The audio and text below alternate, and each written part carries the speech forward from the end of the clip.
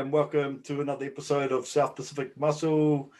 Nate here as usual, filling a space. We've got Mike Tabb hiding down the bottom today, so not in your usual location.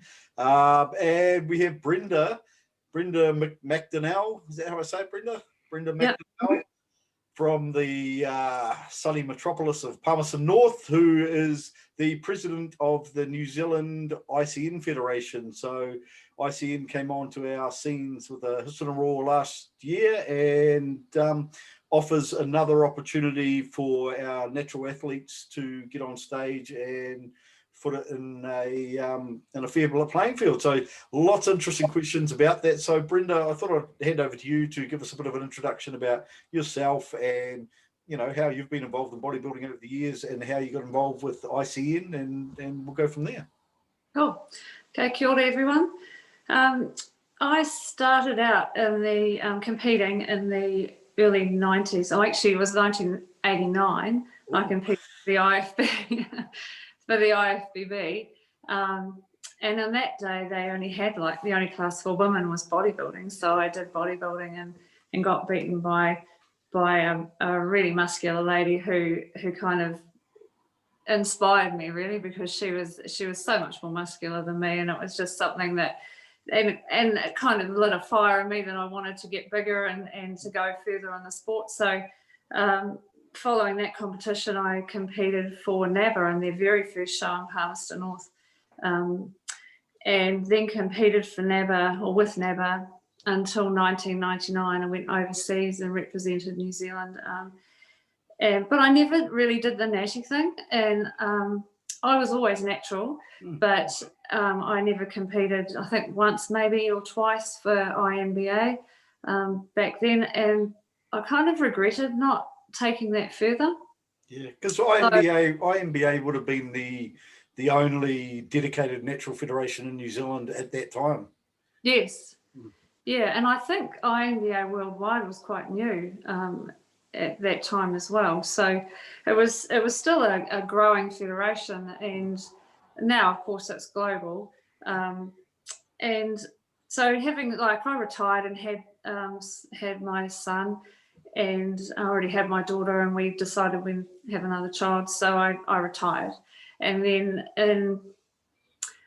I think when I hit 50, I was like, well, maybe I could go back to competing and do the natty thing, go to the INBA, go to the Natural Olympia. So I did. So I came back to bodybuilding in 2016 and competed for INBA until 2018. Yep. And then at the end of that time, I thought there was sort of something a bit lacking, like a spark or excitement about natural bodybuilding in New Zealand. So I was looking around for an alternative federation, and through Instagram, really, I came across ICN, which stands for I Compete Natural.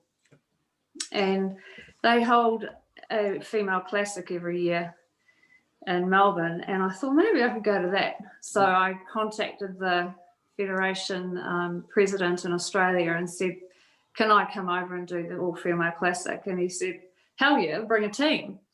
And we got talking, and he said, we've been really looking for a way into New Zealand and a promoter for New Zealand. So how about it? Would you like to do that? And so I said yes. And so then sort of sat back and thought, holy, what have I done?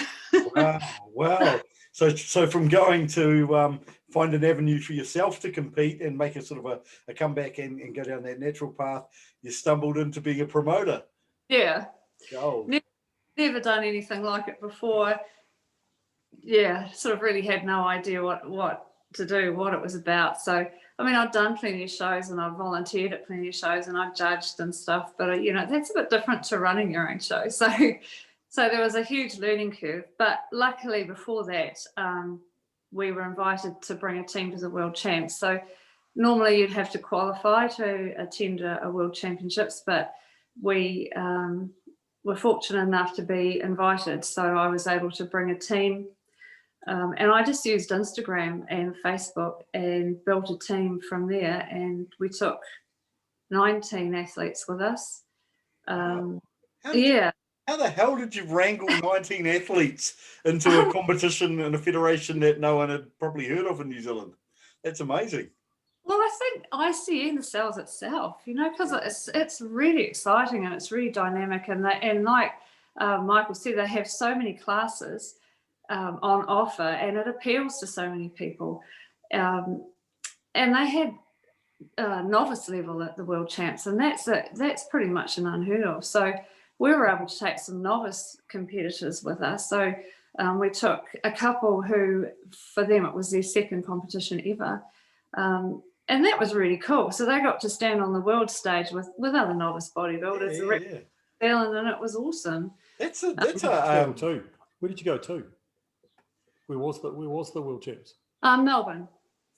Okay. I think that's a really cool concept, because you know, the thing that all of our guys talk about, and whether it's, you know, whether they're new to the sport, novices, seasoned, you know, amateurs or professionals, we all talk about the opportunities that we've had to mix and mingle with the best in our sport. And, you know, for a lot of pro guys, it's when they hit their first pro show. And for a lot of guys that, you know, have gone to World Champs, it's where they were there with some really high level athletes. And for a novice to be able to get that exposure is an opportunity I don't think that many novices would have any other way. So I like that concept, because it kind of, you know, once you kind of been around those people, it raises the bar for you as an individual, but also it's a fantastic memories, and it's the kind of thing that I guess we live for, you know? Yeah. And we did fantastically well. We came away with, I can't remember how many medals now. I think it was like 16 medals, and 2 world champions and 2 new pros. ICN pros. So Rachel Palmer from the Hawke's Bay is the current ICN world figure champion. Yep. I know Rachel. I didn't realize I've lost touch with her. I knew Rachel probably 10 years ago, and she was a good bodybuilder back then. And so she's now a pro for ICN. Yes. Yeah. Yeah. She was exceptional over there. She was a real standout. And Denny Ardiento from the Taranaki, he's competed for IFBB and NABA previously. Yep. So he came to the World Champs with us, and in the physique class, which is the same as IFBB physique class, but they do muscle posing similar to Mr. Bodyboard Shorts and NABA. And he came away winning his class and winning his pro card. Nice. Is it worth doing a little dive into some of the classes that you guys offer? Because, you know, like the thing that strikes me, the difference between, I guess, the traditional natural federations and ICN is that ICN bring almost a similar glamour that WBFF do, and that high level production, but also offering a wide range of categories. So do you want to touch on what categories that are available in ICN New Zealand? Okay, it's probably easier to start with the guys, because there's the least categories in that. So for guys, there's fitness, which is a really great entry point for somebody entering into bodybuilding. So it's for guys who don't carry as much muscle as, say, a bodybuilder or a physique athlete. They need to, so that's typically smaller frames. So the guys that do really well at that are Asian, usually Asian descent, like Koreans are exceptional at that class. The winner of our first show in New Zealand last year, Sonjun, I'm probably saying his name wrong, butchering his name, Sonjun Sion, he was fantastic. So they have to be ripped. They can't be smooth. They're not looking for smooth. They've got to have a really good abdominal definition, so a 6-pack, lots of muscle separation. They've got to be well proportioned, but they're not to be the size of a bodybuilder. So that's a great entry point. It's also a good opportunity for guys who want to compete in bodybuilding but don't. Do they wear posing trunks, board shorts, or classic? They wear shorts very similar to the classic physique guys, which ICN provides. So we, as part of their entry, they receive their trunks, we call them. Oh, cool. Cool. Yeah. So everyone's wearing the same thing. They do quarter turns only, those guys. So very similar to IFBB physique. And then there's physique, which is, I was saying before, like Mr. Bodyboard shorts or IFBB physique, muscle posing. And yeah, they've got to be big and as big and ripped, but not as big as a bodybuilder, obviously, but they still need to show that size as opposed to a physique, a fitness guy. There's classic physique, which is the same as classic physique in other federations, and we provide their shorts as well, or their trunks for their division. And then there's classic bodybuilding, well, just your traditional bodybuilding division. There's no rules around what they can wear in physique or bodybuilding. They can wear whatever they want in terms of their training. Do any of those classes have weight, height restrictions and that type of thing in them, or are they more just the judge on the look that they're looking for? We have the ability to split it into height divisions if the numbers in the class reach over a certain point. So how they usually divide it up is in terms of first timer, novice, open. So I could talk about that at the end because they're all the same for each for every category. So we could maybe park that and come back to it. Yeah. So the female classes are huge number, which presents a bit of a challenge at our first show because we ran miles over time, and I think it's just underestimating how long it would take. So we have bikini, which is a little bit softer than an IFBB bikini athlete. They need to be rounded. They need to show muscle tone. They need to have a nice firm butt size, the V taper and the shoulders, but not show any separation at all. And we have sport model, which is muscular, but not as muscular as a figure, and showing more separation than a bikini athlete. They don't want to see striations in the shoulders or chest, but they do want to see well-developed legs, glutes, shoulders, back, and they want to see a six-pack. So people say, what is the ideal physique, or what's a good example of a sport model? And that would be, I'd say, somebody who plays a sport like hockey. So a little bit, athletic, muscular, but not ripped like a figure girl. They wear a two-piece, which we provide for them as well. So a little T-back crop top and some little shorts, and they're pretty cool. And they wear sneaker heels, or white shoes of any kind, but most of them wear a heel, slight heel in their sneaker. Then we have fitness, which is in a bikini and in your heels, high heels. And they're looking for very similar qualities as a sport model, but they tend to be a bit longer in their limbs and leaner. So they're still looking for the six-pack and the separation and the muscles, but they're not looking for kind of the bulk that you might see in a sport model. So they're a little bit finer, I guess. And then we have figure, which is your traditional NABBA figure. And they same criteria, reasonably muscular, reasonably vascular, striated shoulders, chest. So more, the figure class would be more in line with the NABBA figure than it would be with what we're seeing in Federation IFBB at the moment. Yes, definitely. Yeah, definitely. So it's very much like NABBA figure, and the symmetry is important in that class as well as having that muscle and the separation. Then we have classic figure, which is very much like IFBB figure. So the quarter turns, looking at the V taper, the wide shoulders, the narrow hips, the flare in the legs. So they're looking for that X frame, and they do quarter turns only. And we usually only have one division of classic figure. So because that's not a very popular division, it's not well supported. then we've got bodybuilding and women's bodybuilding, which is, you know, as big as you can be and as ripped as you can be. Well, that must present a real challenge managing all those classes, I've got to say. Yeah, it did.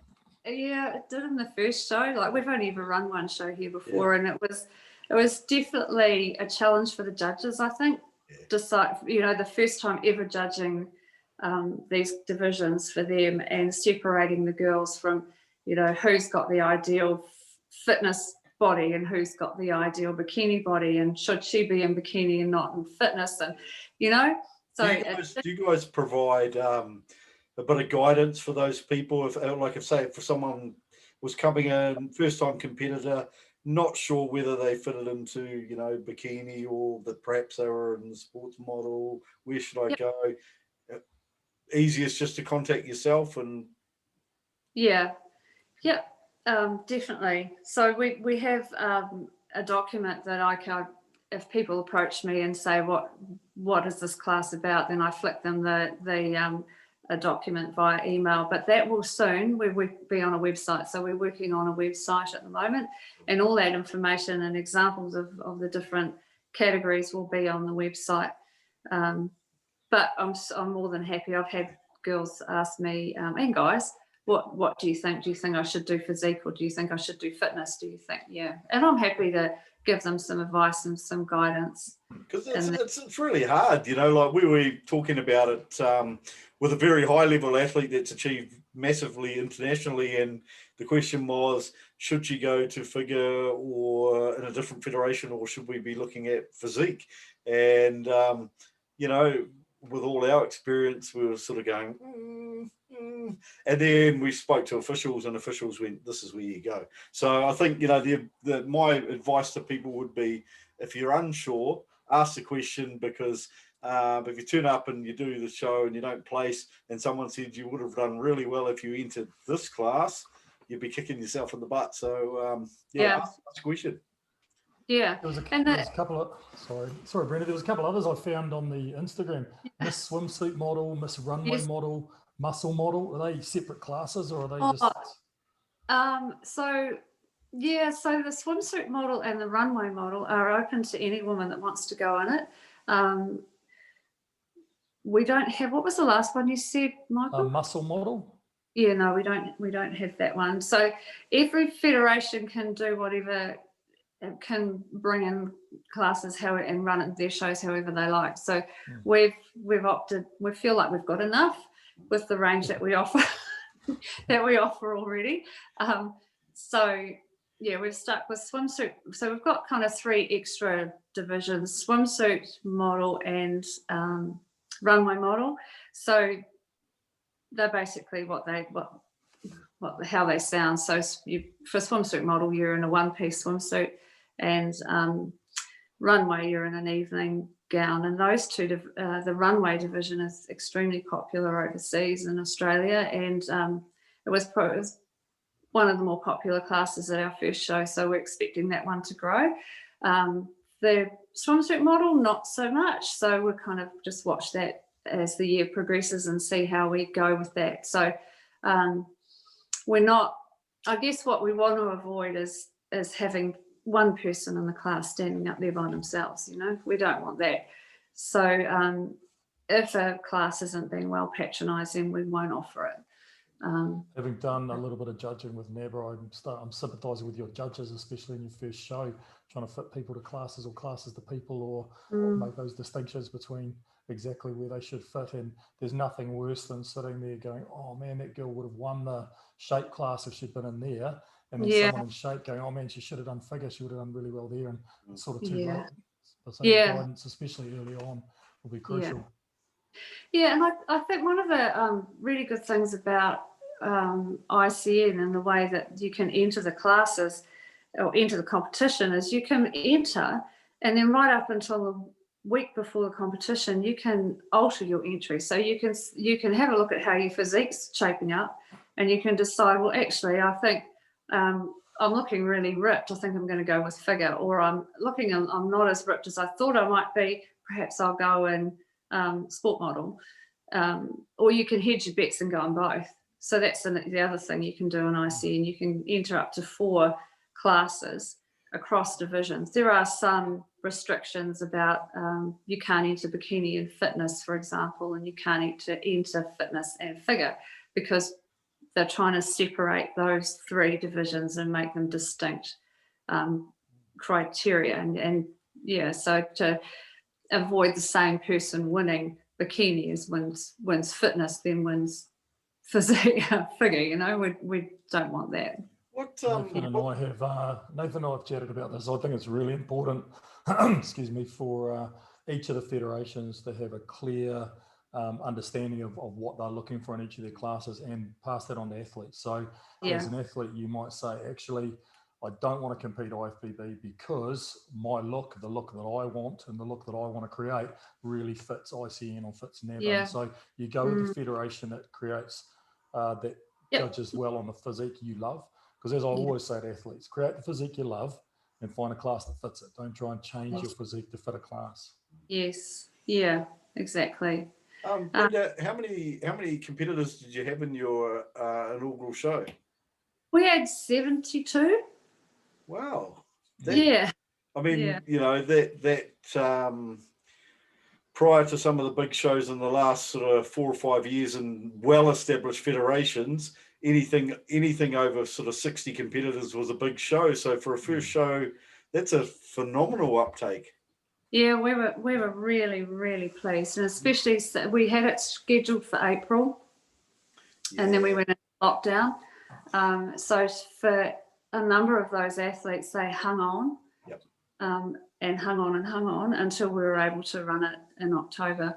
So, you know, we're incredibly grateful for those ones that hung on and stuck with us, and then we managed to pick up some more because I guess the shows were quite concentrated, weren't they? So it was easy for us to go, I'll compete with this federation and then go on to yours. So knowing that there's 4 natural federations, what would you see as your point of difference in ICN relating to the other natural federations? Why would someone choose ICN over another natural federation? Because obviously they are. So I think the point of difference with us that and this comes from Australia, and the formula that the ICN has developed over there, the shows are really dynamic and fast-paced. Even though our show was extremely long, our first one, they are still fast. They're very fast-paced. So it's a one-show format. You come out in your class, you judge. There's no routines. There's no T-walks. Your judging is done pretty efficiently. Then you receive your prize. You come back on at the end of your category after all the classes in your category have been judged, and you do the overall, and the overall is awarded at the end of that category or division, and then you're free to go unless you're in another class in another division, and then you have to go obviously get ready for that. So there's loud music. There's lots of it's just, they're really fun. They're just lots and lots of fun. Like the guys that went to the World Champs found it an amazing experience, and I think we pretty successfully replicated that in Palmerston North. So when's the next ICN show touchdown in New Zealand? So we're actually working on the North Island Champs and the South Island Champs at the moment. So the North Islands are in Taupo on April the 10th. And that's a qualifier for the Oceania. The South Island show is in Christchurch on the 1st of May, and that's also a qualifier for the Oceania. So the Oceania is this year? Yeah, scheduled for Wellington. Oh, cool. At the end of May, 22nd of May. Awesome. Of course, that depends on borders being open and things like that. But we're kind of keeping our fingers crossed, and we're planning for it to happen. Yeah. And you've got a combined services show later. And my wife's a police officer, so she's kind of considering whether or not to enter that one, whether it fits into the other competition schedule. Stu Pearce also mentioned so hi Stu. Stu messaged me and said you need to cover the services one. I thought look what better reason to have a competition than to recognise some of our people that serve in the forces, some of the people that serve in, you know, in the police force, the fire, surf lifesaving, all those kind of things that we kind of take for granted, that can have a pretty big impact on your training, your schedule, in terms of shift work and all those kind of things that go with that, and the ability to be called up at the drop of a hat, all those things that, you know, us people in 9 to 5s don't really have to worry about. So 9 till 3s. 9 till 3s. But yeah, so I was really excited about that, and love to hear more about it. Yeah, so it was Stu's brainchild, and it's absolutely brilliant. So well done, Stu, and I'm very grateful for Stu and the effort and passion that he's put into building that team of people that are interested in competing. So so basically it'll be held at Ohakia, and it's open to any Defence Force personnel, current or retired, police officers, prison officers, corrections, ambulance staff, St. John's. So Stu describes it as anybody who runs towards danger when everybody else is running away. The show is designed for them. Yeah. So we'll run it just like any other ICN show, but it's specifically for them, and I'm really looking forward to it.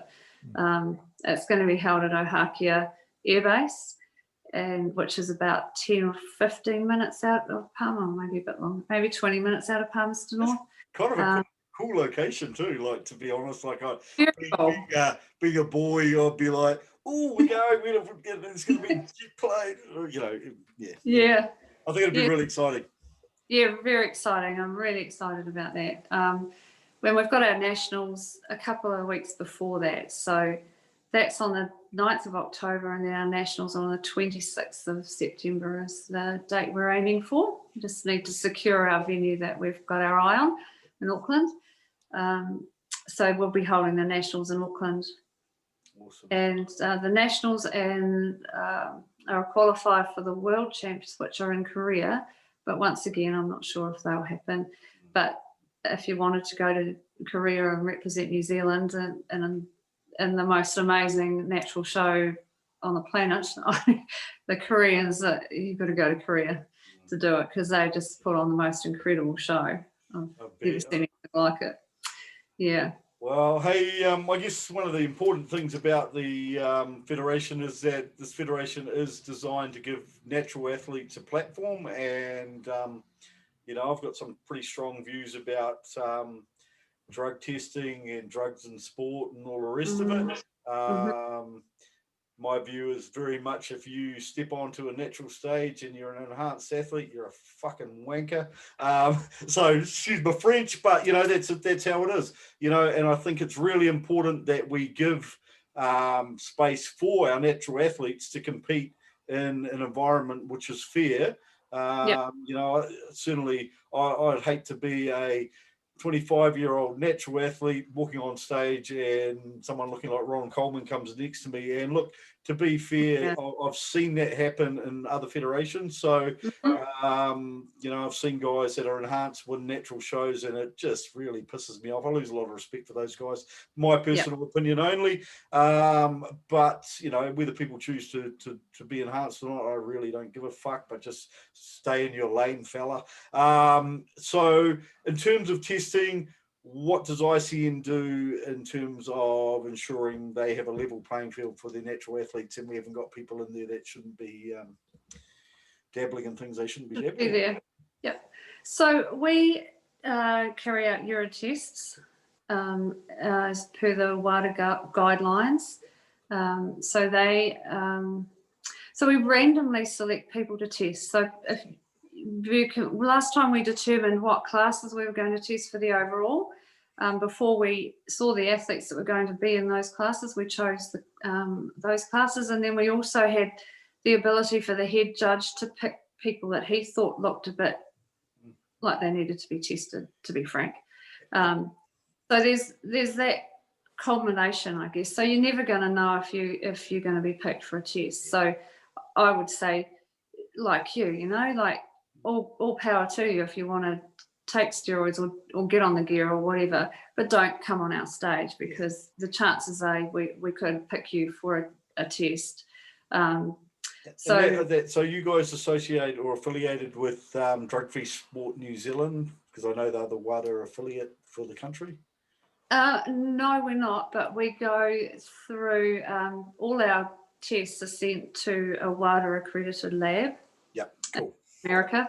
Yep. And they are all, like I've got a test kit back there, but they have a cap on them so that the athlete pees in front of somebody who has stayed with them the whole time from the time they've been identified. Been there, done that. Yep. We had three burly men surrounding me in a cubicle, so we were kind of all sideways. And anyway, yeah, no, so you haven't drunk any water for 48 hours. It makes it tough. Yeah, one of our athletes had at our last show took an extremely long time to pee. So, you know, he got to know the drug testers really well because they spent a lot of time chatting, waiting for him to pee. So do you have a list of banned substances and allowed substances? I mean, I had a question from Jerry Tockhunter, who trains at my gym, who's going to do the first ICN show, and she was asking about prescription medications. Yeah. So is there a capacity for bringing a doctor's certificate for particular compounds? Is there a list somewhere or? Yes. So you'll find all the banned substances on the WADA website. So if you search WADA, WADA, you'll find it. You go to their site, there's a search engine and you can search up any substance already. So I quite often advise athletes, if they're unsure about, say, the supplement they're taking, put the ingredients into the search engine in the WADA website and see what comes up. And if it comes up, read what it says about it. And then if it says it's a banned substance, then obviously don't take it. Sorry, Mike, to answer that, therapeutic use exemptions are available for some compounds. There are certain compounds, and they're mainly in the anabolic type classes, that you can't have a therapeutic use exemption under WADA rules. So not like back in the early days of UFC where you could run test replacement therapy. You can't have that. So there's a bunch of things that are excluded from therapeutic use, but most things that a person would require to maintain their health if they had a condition would be able to, if they had a prior sign off from the doctor and therapeutic use, which was sent to the appropriate person and in advance, essentially. Yes. So if anybody needs a therapeutic use exemption certificate, they contact me and I'll send them one.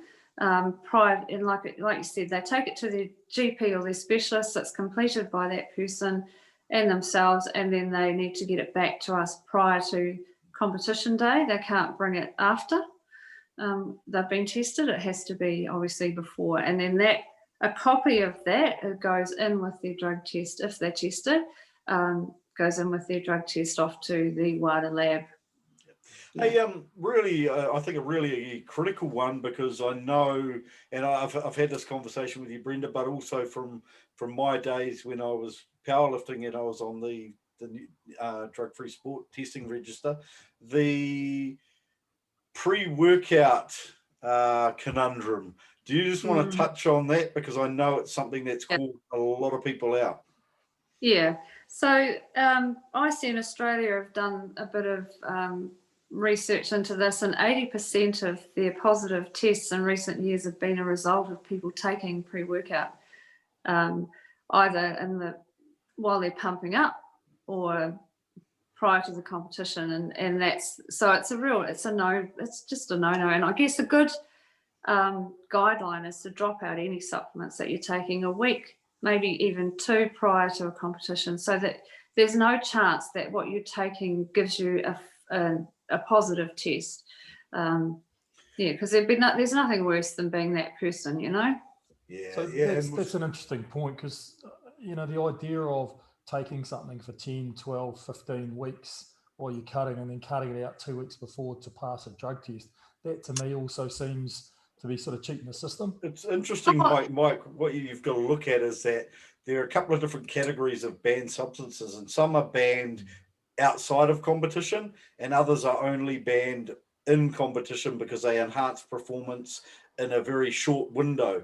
And so, for example, there are some stimulants that if you were tested randomly in the off season, it would be fine to have those in your system. But if you were tested at a competition and you had that particular stimulant in there, then you'd be up to a 2 to 4 year ban. So, but I would have thought that no amount of pre-workout is going to really help me once I'm getting out on stage. Something like a diuretic in the last 24 to 48 hours, that's the kind of thing that would really make a difference, but that's not something you're cutting out 2 weeks in advance. Diuretics are generally banned anyway because they're masking agents. So, yeah. And I guess if any supplement that you buy over the counter in New Zealand, is it going to have the type of stuff in it that is likely to give you a positive test, is it? But I don't know. There was one particular thing that was in pre-workout, and I can't remember the name of it, but it was freely available over the counter and was legal to sell. But it had a supplement, had a stimulant, and that was banned by WADA. And I know a lot of rugby league players they were using it in their weights workouts. They would get tested in competition, which is a game for them on Saturday. And we saw a number of guys. Actually, we saw a very high level, world level powerlifter banned for the same thing. So there are. I think the kind of rule really with most organisations is at your own risk. So I guess when in doubt, ask. And as you say, the WADA website has got everything under the sun in terms of the information, but it's a case of athletes making themselves informed. Yeah, exactly. And I guess if you fail a test through sort of accident or ignorance, you're still tarred with the same brush, and it can't be very nice to have accidentally failed a test for something you didn't know was in there, and then be sort of labelled a drug cheat for the next sort of 2 to 4 years and beyond. Yeah, exactly. Oh, well, that's really, really, I guess, heartening, because I know, like, WADA is the sort of gold standard in terms of testing. So, they are seen as the authority. So it gives some real weight behind that process. So, message to the athletes: keep informed. Look, I know that there are certain organisations that go around to high-level athletes and educate them about these things, because it's, as a country, we don't want to have those sort of international failures because it reflects badly on us. And, there've been entire teams that have been banned for 4 years plus, based on the high number of failures in some of the overseas countries in different sports. So we want to keep our clean green image. So if you are competing on the natural stage, be natural, be educated, do the right thing. If not, come and stand on stage somewhere else. It's about integrity too, Nate. I'm really big on integrity. If you, and we rely a lot on that, because I know that a lot of people will say, well, I could take whatever I like in terms of steroids or whatever, clenbuterol, whatever, and then I could drop it out, say 3 months before the competition and enter your competition, and you wouldn't know. Well, that's true, but it's about integrity, So there's plenty of other opportunities for people to compete. So, show some integrity and just don't do that. And we've got to have a lot of faith in people that that's what they'll do, that they'll do the right thing. But I guess on our side, our integrity is that we will test, and we do test, and we send them away to be tested, and we get the results back, and we share the results with the athletes. So how did we go? How did we go in the first competition? Testing wise, all negatives. Yeah, all negatives. Oh, congratulations, guys! Well done. Thank you. Good stuff. Yeah. One of the questions that jumped into my head when you talked about the world champs, and along with that kind of integrity and ethical issues side of things, is do you envisage other countries sending athletes to compete in novice classes that aren't novices, or do they have criteria or guidelines around there, or is that just an integrity issue on aspect for the country involved? Well, because we were so new to ICN, I didn't really recognise any of the athletes, so I couldn't actually tell you whether they were novices or not. Yeah, to be honest, but I guess ICN is like they describe themselves, and I think this is true, as an accurate reflection of ICN. It's like a family, so I guess where there's that trust, a huge amount of trust between the different promoters and the president and the athletes, and so it's built on trust and family values, really. So Cool. I know that all our guys were novices, and definitely. I just brought this up because it's got your well, I don't know if it's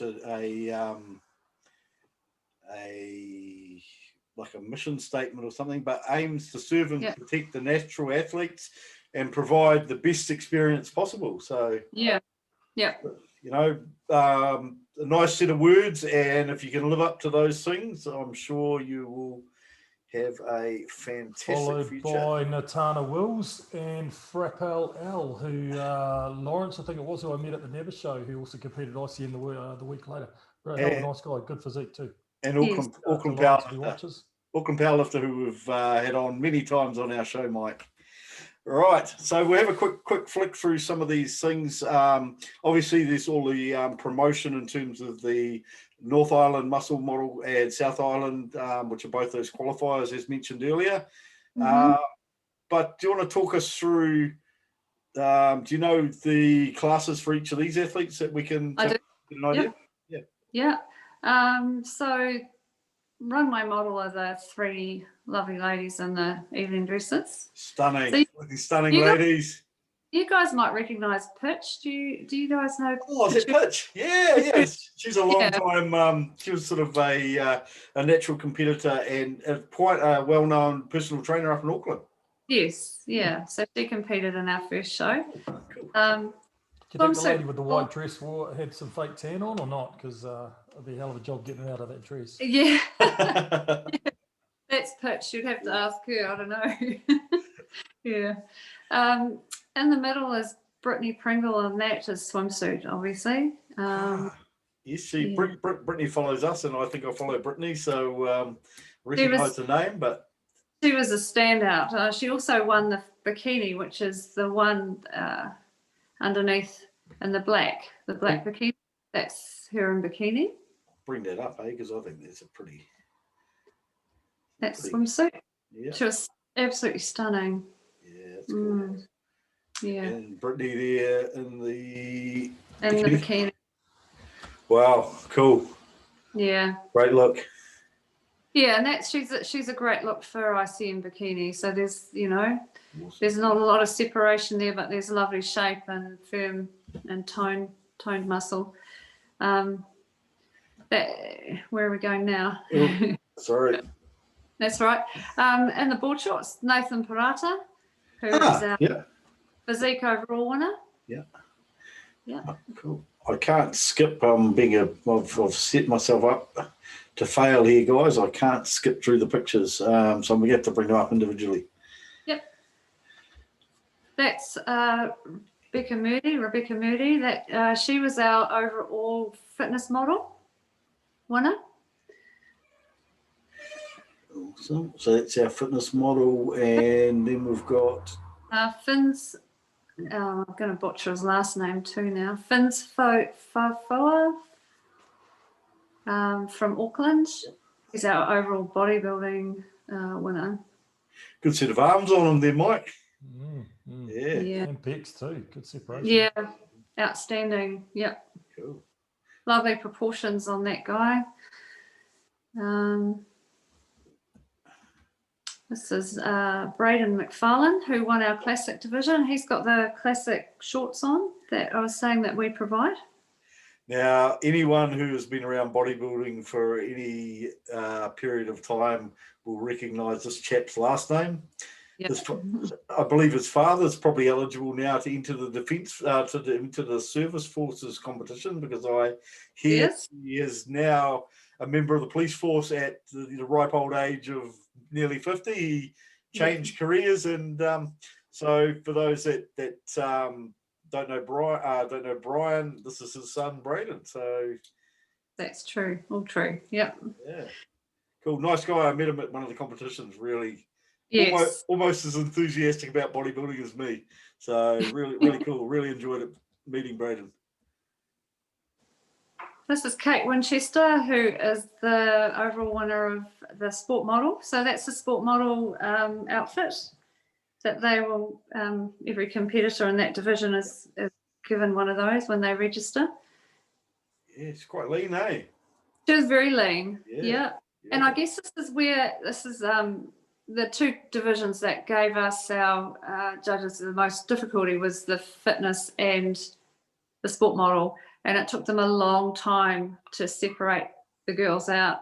So, and in the end, they felt that Becca Moody was the ideal, was closest to the ideal for fitness in that division, and Kate in the sport model. So I see she didn't have the same sort of separation in the lower body. So Yeah. I imagine that's a look that you diet to till the upper body's separated, but then not continue that dieting process to kind of make the upper body stringy and the legs separated as well. Yeah, definitely. So even a little bit fuller than Kate was would be the ideal that we're going for, bit fuller muscle in the upper body as well.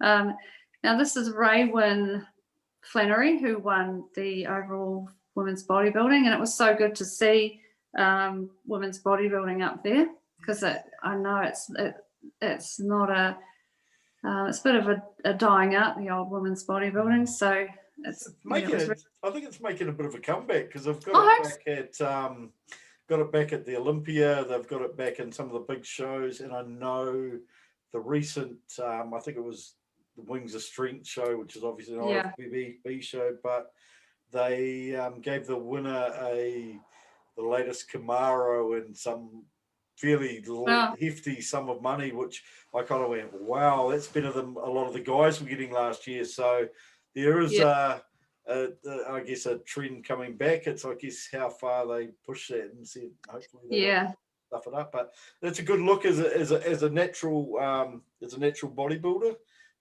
Very tough road to hold that kind of muscle naturally for any woman. So are we getting mainly older women? And when I say older, I mean people that have got a longer training history actually in those classes? Yeah, well, I was just going to say Raywyn is 50 plus. So, going well, Raywyn. Looking good. Yeah, amazing. Yeah.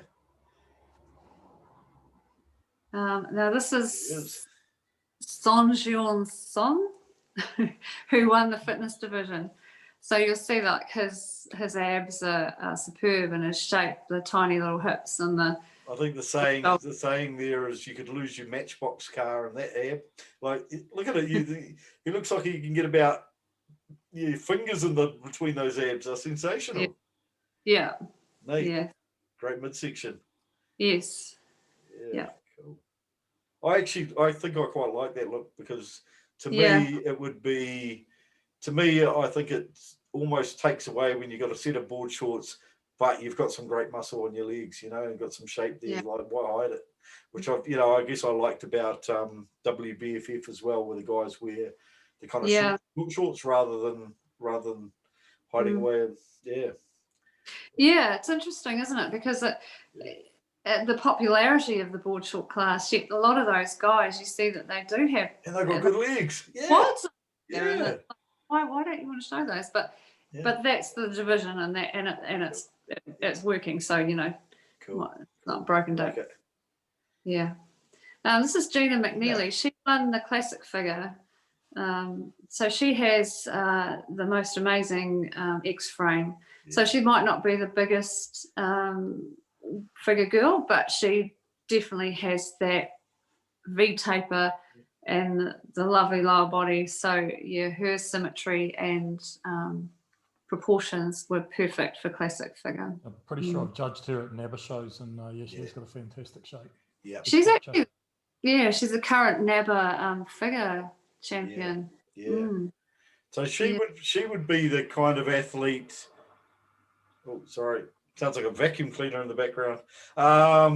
She looks like the kind of athlete that you'd want to see getting up there on the international stage, perhaps. Definitely. Love to see her up against the other women in the classic physique. Yeah. Classic figure, beg your pardon. Figure. Yeah, classic figure. Definitely. This is Karina Scott, who is a figure winner, overall figure winner. That's probably not doing her justice, that photo, because she was exceptional with her separation, her muscle size. If you go and stalk her, eh? We'll go and stalk Karina. Go for a quick look. The other sort of natural side of things is I don't see too many of them with breast implants. So is that not favoured? Whereas it seems to be all the rage these days in bikini and IFBB and so on. There's really no rule about breast implants. If you've got them, they're not judged. You're not judged if you've got them. You're not judged down. Rather, if you've got them, you're not judged down if you don't have them. So they're not really taken into account.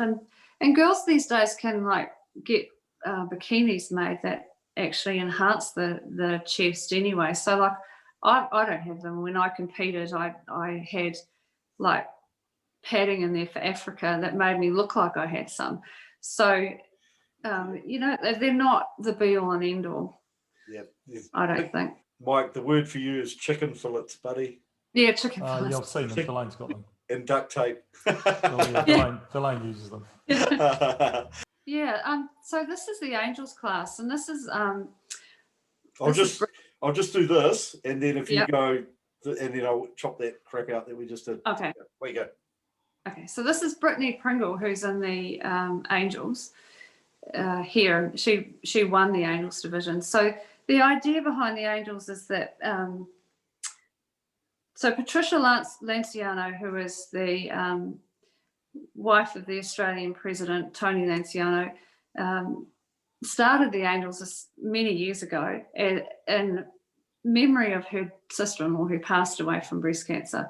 So the Angels actually recognises women who are passed away from breast cancer, have recovered from breast cancer, who are going through breast cancer.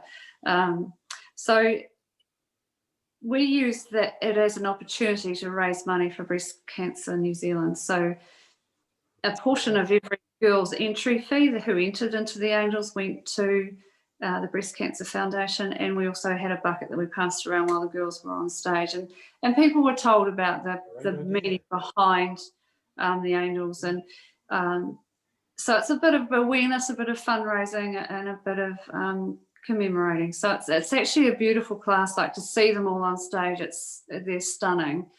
So they can wear whatever bikini they like and a pair of wings. The only rules are no G-strings, and that's out of respect, and no pyrotechnics, and nothing trailing behind you that someone could stand on. But apart from that, you just go crazy and be as creative as you like. So what a fantastic idea. That's really cool. Very, very popular. Love it. I love that division. Yeah, great idea. Well, one of the things I really like about your Instagram site is you've got some posing guidelines there. Some sort of, if you scroll down a little bit more, Nate, you'll probably see there's sort of ticks and crosses. Do this, don't do that. Which there should be so much more of it, because there's some horrific kind of posing and horrific posing coaching kicking around. So this one here. I like the fact that you're kind of giving some guidelines, some ticks and crosses. You just don't do that. Yeah, and there's going to be a series on the rear pose too. Hallelujah, praise the Lord. Yeah. Thank goodness. About time. Oh, gold. Oh, that's really cool. That's really cool. Yeah. Just like when you live the sport, the more resources you can get and the more learning you can do, the better presentation you can have on stage. So fantastic idea. Right, I'm just going to jump across to this page here, which is the ICN New Zealand transformation page. And do you want to tell us just quickly about the ICN transformation? Yep, probably my favourite division that ICN offers. So it's for people who have made a change to their lifestyle to improve their health and their well-being and their appearance. So we pick a starting point, and the people take a photograph of themselves at the starting point. So you'll see these two on the screen. They've got their before photos next to them. They then work for a certain period of time. So last year, I think it was 5 months that we gave them. Yep. So towards the end of the 5 months, the week before the competition, they take another series of photos, ideally in the same clothing that they took their before photos from. And then the judges will judge who's made the biggest transformation based on purely how they look. Yeah. So you don't have to worry about how much you weigh, how much fat, how much you've lost, what your body fat percentage is. It's just how do you look compared from your starting point to now, and who's made the biggest transformation in that period. And the woman who won this year, her visual transformation was incredible. So her skin tone, her eyes sparkled. It was just the whole lot. Not only did she change body, you must see some, I guess, some real changes in the way someone holds themselves and the way they feel about themselves as a person, because of the success that they're seeing. So I think, I think if you've got someone out there that you think might need a little bit of motivation, but would benefit from this, like, man, anything like this, I think is great for our population in general, because we live such busy lives, and often our health comes, at the expense of convenience and working big hours, and but when you haven't got your health, what have you got? So if you've got someone out there that you think might be suitable for this or might be interested in this, pass them on. Yeah, definitely. It's a real crowd pleaser as well. So they had probably, this division had the most support on the day from their friends and family, and they get to do the hair and the makeup, and they can wear whatever they like on stage. But all the girls wore evening dresses and had their hair and makeup done, and you can see Carl in his suit, so he chose to wear a suit, and they get to be part of it, and without having to bear all. I think you said that was how popular it was. Probably doesn't surprise me, because a long time back in the day there was the Club Physical Spectacular competition. It was a non-affiliated competition that they ran in Auckland, and one of the most popular parts of that show was the transformation thing, and it was a very similar concept, but probably not as well defined and structured. But all those people that got on stage probably had twice the amount of supporters in the crowd than what the bodybuilders did. So fantastic. Yeah. Right. Going to cover off a few questions, because we have got some questions, and I'm going to start with a very controversial one. It's not really that controversial, but one of our followers has asked the question: what do you think about athletes cycling SARMs and other enhancement drugs, then competing in natural shows? I think you hit the nail on the head about that before. I'm not going to swear though. But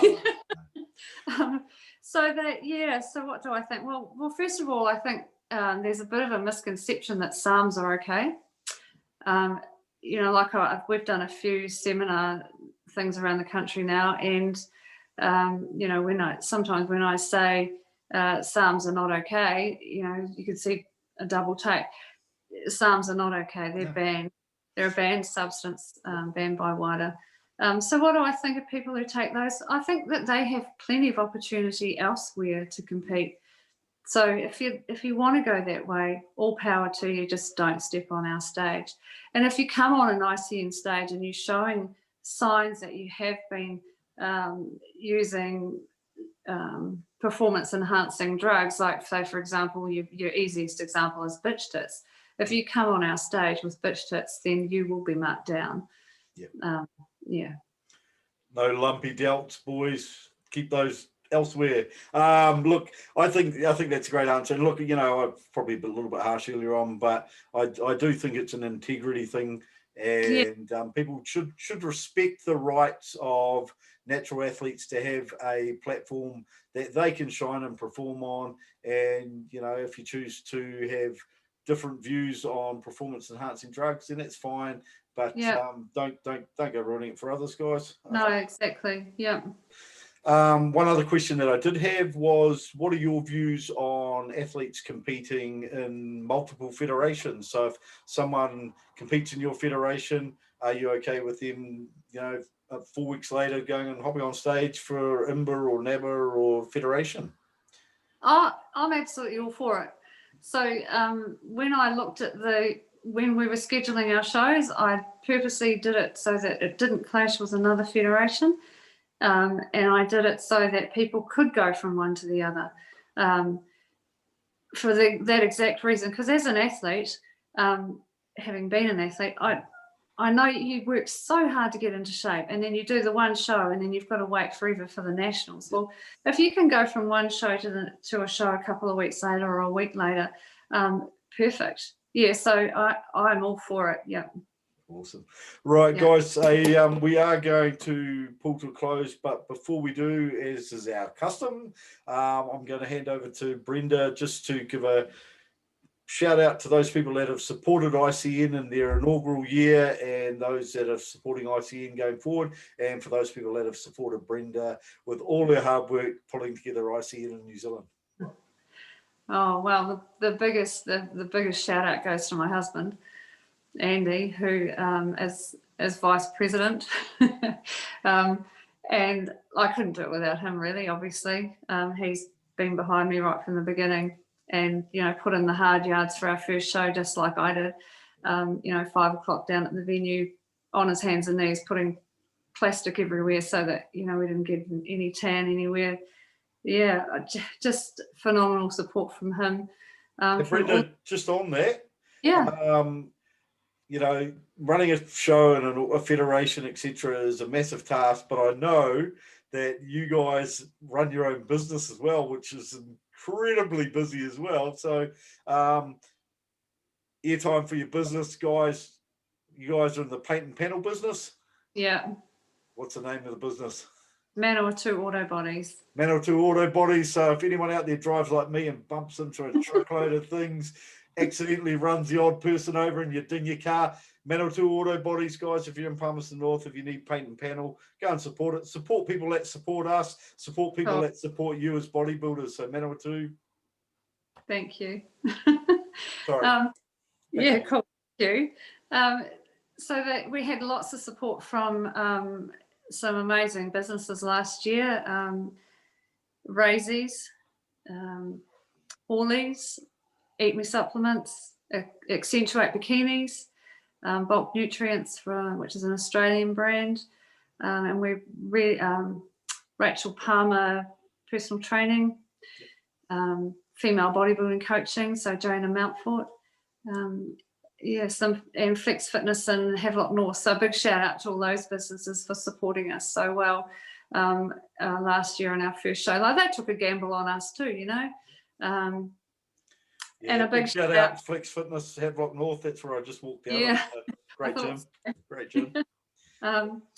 Also, Rob Caven, who was our photographer, who stood and took photos for a phenomenal amount of time at our first show and did a great job. So all those photos that we were looking at before is his work. And he also ran a free photo shoot afterwards, which he called 8. So he set that up and ran it, and people just could go along and have photos and fun with their family, and so he's an amazing guy who's supported us right from the beginning as well. Awesome. And of course the biggest shout out goes to everybody who competed, who put their faith in ICN and our first show in New Zealand ever, so I'm so grateful to them. And then and for the feedback that they've given us, and for the way that they promote ICN on Instagram and Facebook, and they're our biggest advertisement. If they love the show and they're telling other people about it, and what more can we ask for than that? Look, So you've certainly got some pretty fanatical fans and supporters there. And look, when I put the Instagram post up that we were interviewing you, I got lots of messages and lots of shared and stories and all that kind of thing. And so it's fantastic to see that the athletes are replicating that level of excitement and enthusiasm that you're putting in. So yeah, well done, ICN athletes. Cool. and just one last thing I'd like to say is we've just today been lucky enough to secure Hawley's as our major sponsor for all 5 of our shows this year. So huge shout out to Hawley's for their support this year coming. So I feel very thankful to have that in this day and age, when the business is so tough. So I'm really grateful for their support. And that's probably a brand that the 3 of us at our ages grew up, and at one point it was probably the only brand we knew, so Protein really 90. Cool. Yeah. Do you remember Protein 90? Yes. Yeah, I remember how it digested, but that was way back when. And I remember like a lot of their cutouts and things and their posters and that from shows, and I love that nostalgic stuff. It's kind of I love that kind of thing. So really cool. Yeah. And just one last, if I can, if that's all right. Alex and Helena from Eat Me Supplements in Christchurch have also been stuck in there with us. So they've been fantastic and beyond the competition. So another great relationship and another great company. Yeah, well, look, we look forward to seeing more from ICN, and we, are very appreciative to have yet another quality federation on the scene, and a place that those that choose to be natural athletes can show their talents and be judged accordingly. And it's cool that the standard's really high, and I love the buzzy atmosphere that we're starting to see. So all those kind of things for me, regardless of where people choose to compete, means that our bodybuilding scene in New Zealand is actually stronger than it's ever been, and that's a really cool thing. So thank you very much, ICN. Thank you for being on, Brenda, and to everyone out there, stay safe, and we will catch up with you later in the week. Cheers. Thanks, Nate. No worries. Thank you.